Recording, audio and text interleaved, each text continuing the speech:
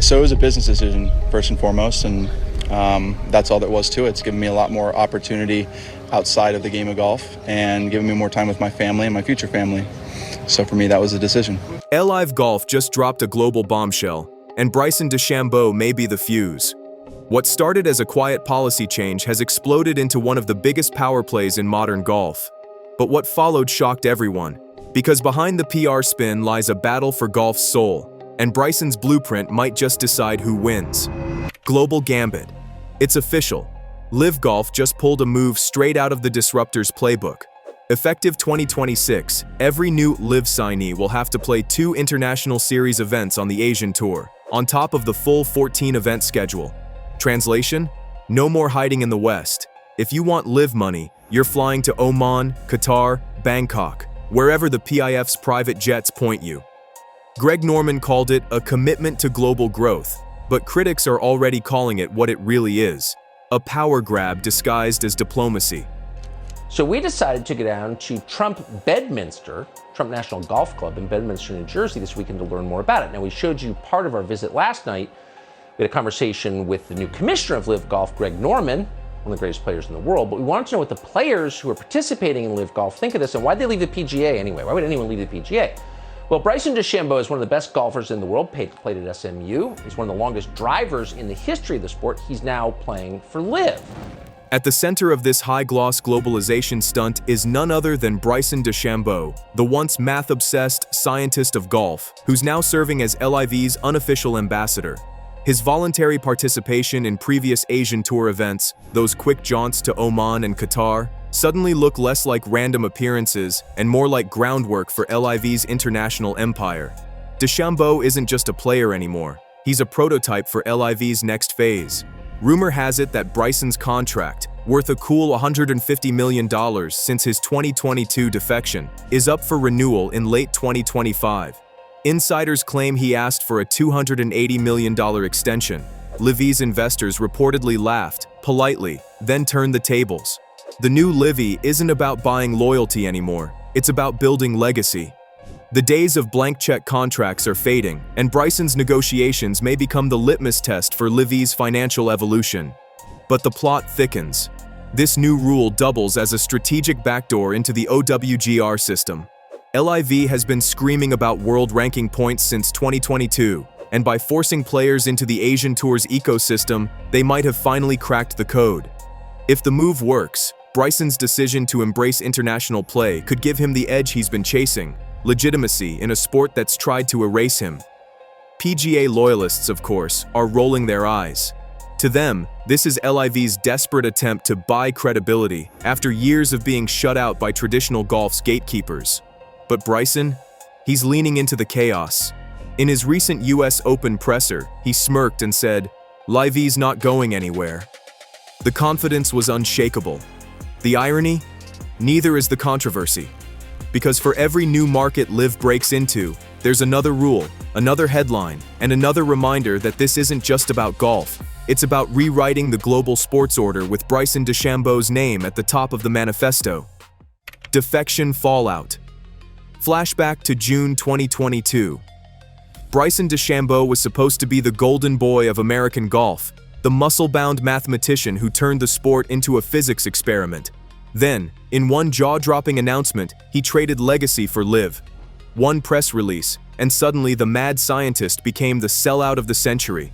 It wasn't just the move, it was the timing.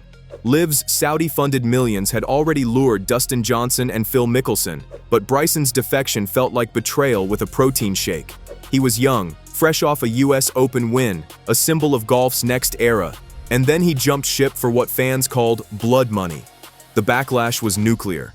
Hashtags like trended for weeks. PGA Tour Commissioner Jay Monahan personally handed him a suspension, while sponsors like Rocket Mortgage ghosted him faster than a bad Tinder date. The media ripped into him. Rory McIlroy, golf's self-appointed moral compass, called LIV players duplicitous. And when Bryson tried to play diplomat on CNN, defending Saudi Arabia's record with the immortal words, "Nobody's perfect," it was game over. Fans booed him at tournaments. Protesters waved signs referencing Jamal Khashoggi. The hate became his new caddy. But Bryson didn't fold. He doubled down.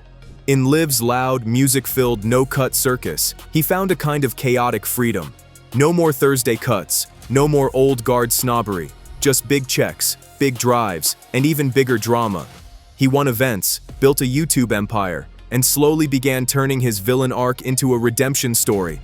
By 2025, the hate had cooled, slightly. His YouTube channel, filled with long drives and locker room antics, amassed millions of views.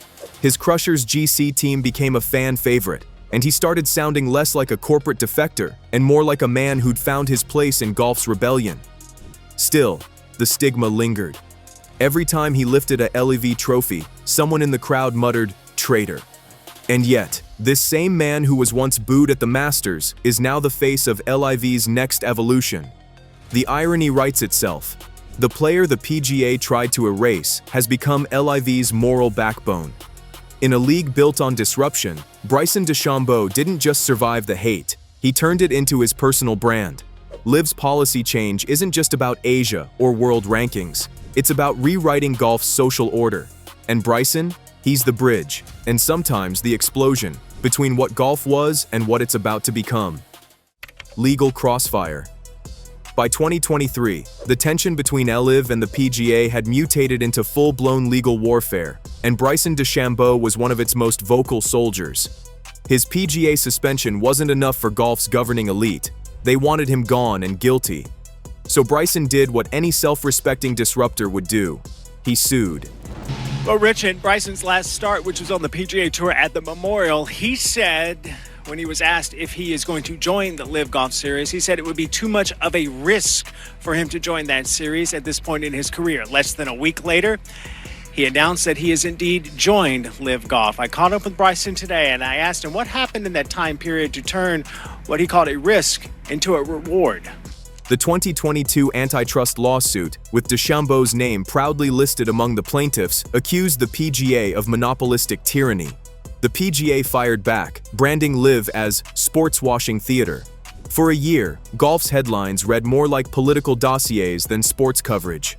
Then came the so-called Framework Agreement of 2023, a fragile truce between LIV and the PGA that solved nothing and satisfied no one. By 2025, merger talks had stalled, and DeChambeau found himself locked out of PGA-sanctioned events despite maintaining elite-level form. The message was clear. LIV loyalty meant permanent exile. But the irony was bitter. When Bryson tried to participate in the Procore Championship, a Ryder Cup warm-up, he was barred despite qualifying through major points. Captain Keegan Bradley called the situation awkward. Translation: politics first, golf second. Bryson, ever the provocateur, didn't miss his chance to clap back. "If they don't want to come together, that's on them," he said, sounding less angry and more exhausted. Years of fighting, lawsuits, and PR firestorms had forged a new DeChambeau, less naive, more strategic. Meanwhile, PGA loyalists continued to poke the bear. Michael Kim snarked on Twitter that Bryson isn't used to playing Thursday golf, a jab at LIV's 54-hole format.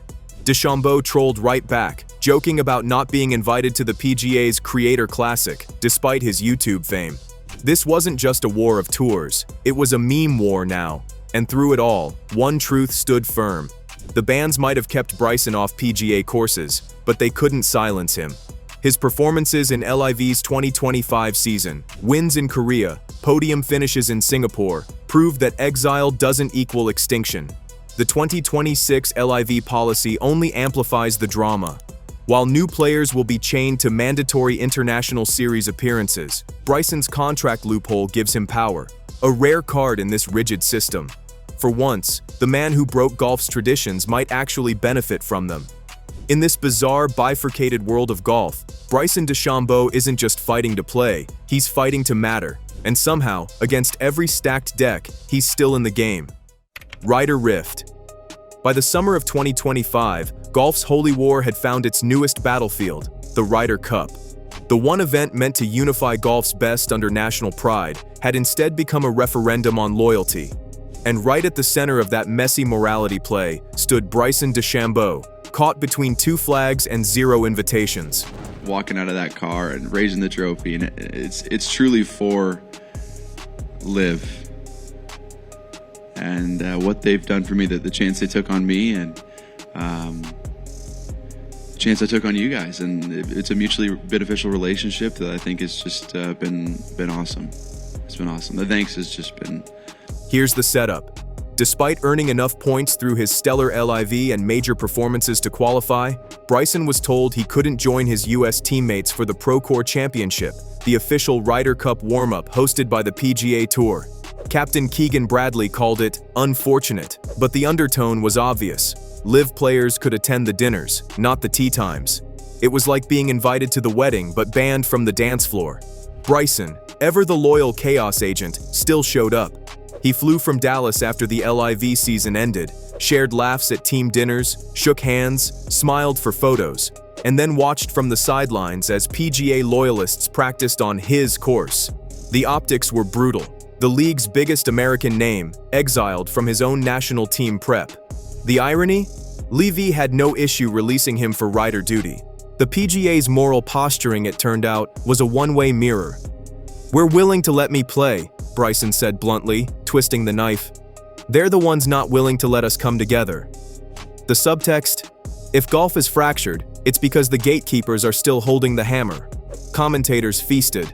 Bryson DeChambeau, ever the high priest of sanctimony, tweeted that Bryson plays for Saudi Arabia, not the US. The outrage machine roared. Yet inside the locker room, teammates like Colin Morikawa and Brooks Koepka, another LIV defector, quietly defended him. "He's done everything right," Morikawa said. "The system hasn't." Fans didn't know whether to cheer or boo. Half chanted USA when Bryson appeared. The other half hissed traitor. And Bryson, he did what he always does. Smiled through the chaos, weaponized charm, and teed up the irony like a 350-yard drive down the middle. The Ryder Rift exposed what golf's bureaucrats didn't want to admit.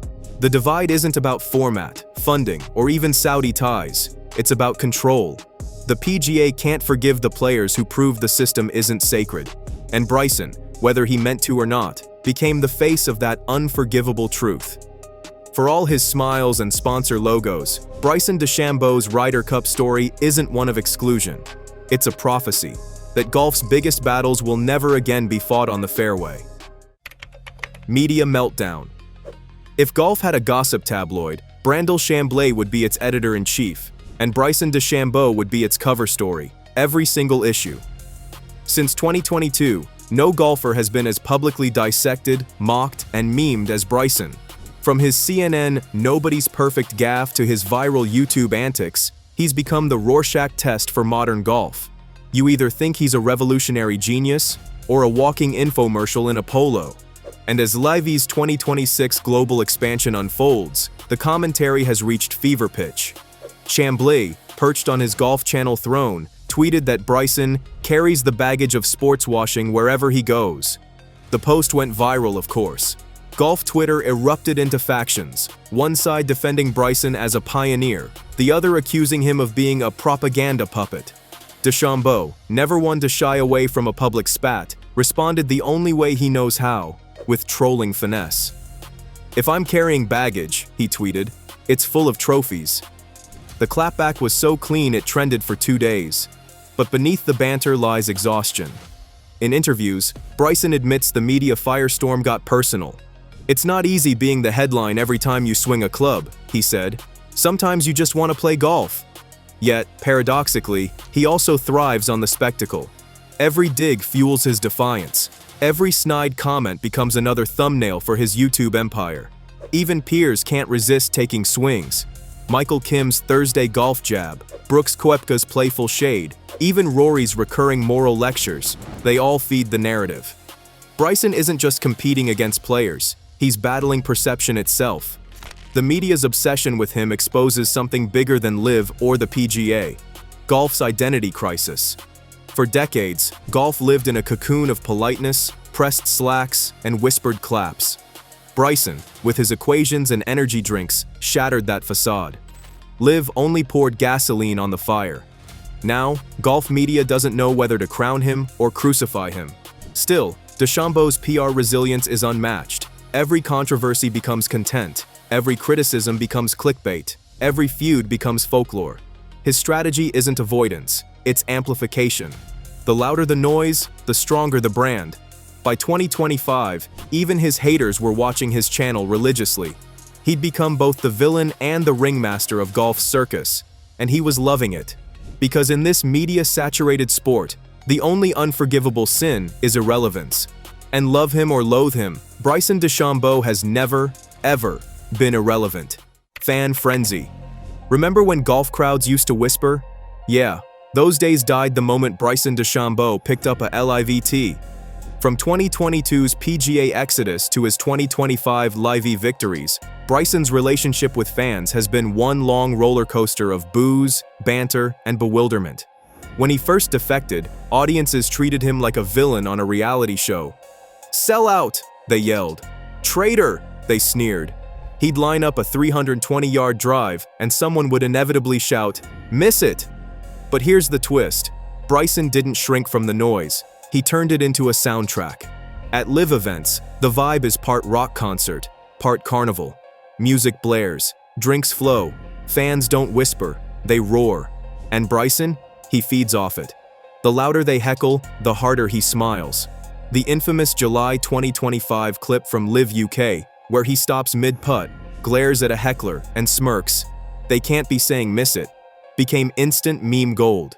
It was defiance personified. This isn't the same Bryson who once tried to blend into the PGA's old guard decorum. This is a man who has embraced his role as golf's provocateur. His YouTube channel doubles as a fan diplomacy machine, behind-the-scenes tours, club experiments, funny bloopers, and it's working. Slowly, the boos are turning into laughs, then cheers, then DMs asking for driver tips. Still, the scars remain. There are corners of golf fandom that will never forgive him. The purists, the traditionalists, the ones who still wear Masters visors and talk about respecting the game. They see LIV as the villain and Bryson as its face. To them, every smile looks smug, every trophy feels tainted. Yet, whether fans love or hate him, they show up.